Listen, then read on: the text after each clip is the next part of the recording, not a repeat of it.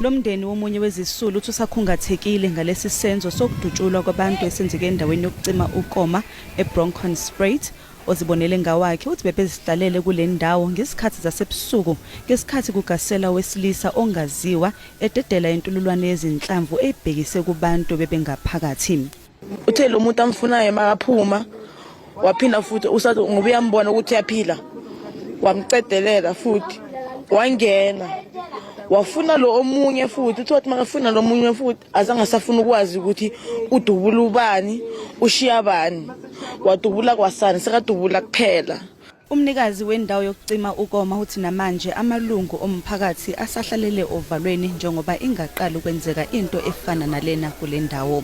Bengithengisa mina eTavern bengithengisa mina so dimesa bafika and then bajama umnyango and then badubula but ikhosi yengebengu was bataketa u1 beyaphethe spam eduze umnyango so bebafunana from last week into le ayithomi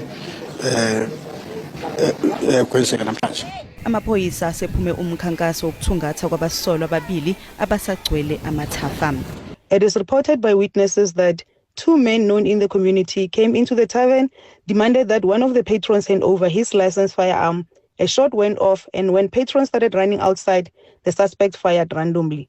Kanti zakhamuzi zasezithobeni zithi zihlelele ubhojozi sezithuka ubala zidinga okungaphezulu kwezethembiso zamaphoyisa ngalesi sigameko.